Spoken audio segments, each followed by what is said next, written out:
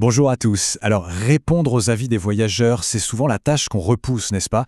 Une vraie corvée parfois. Et pourtant, imaginez si on pouvait transformer ça en un véritable levier pour booster sa réputation et ses réservations.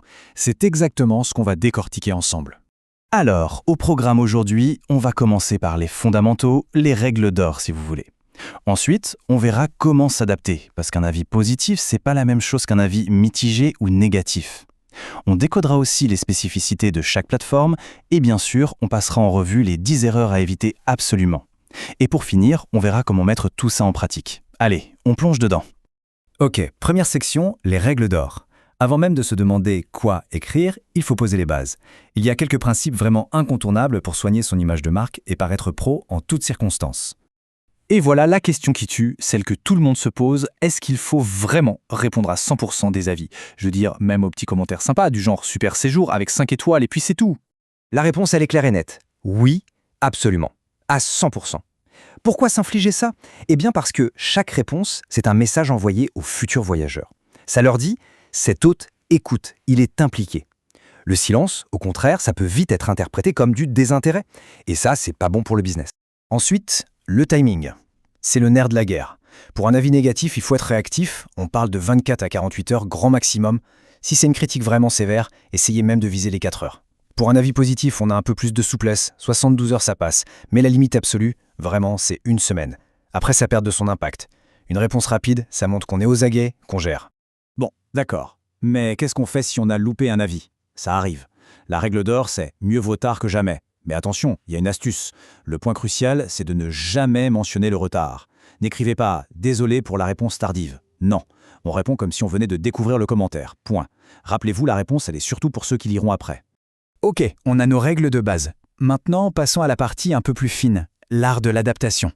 Parce que, évidemment, un commentaire 5 étoiles, un avis mitigé ou une critique, eh bien, ça ne se traite pas du tout de la même façon.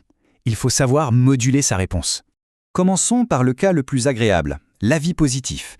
Ici, l'objectif, c'est de consolider l'expérience positive. Regardez cet exemple. Le voyageur est content. Il parle du confort, de l'accueil. La réponse de l'hôte est super. Il ne dit pas juste « merci ». Non, il reprend les points positifs, il mentionne même les photos partagées. C'est personnalisé, ça montre qu'il a vraiment lu et apprécié le retour. Simple, mais terriblement efficace.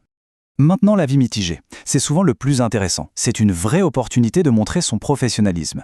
L'exemple ici est parfait. Le voyageur adore la vue, mais il signale un souci avec la poussette. La réponse de l'hôte?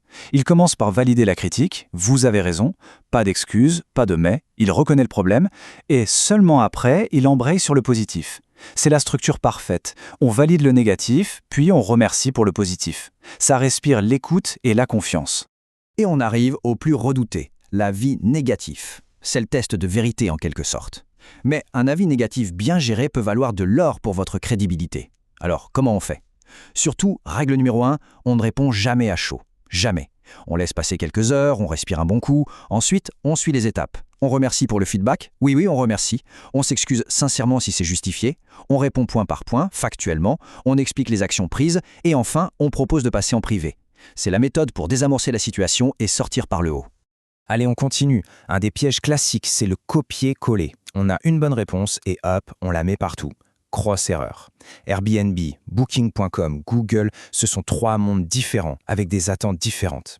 Il faut absolument décoder les plateformes et adapter son style. Alors pour faire simple, Airbnb, c'est la communauté. Le ton est chaleureux, personnel, on s'appelle par les prénoms.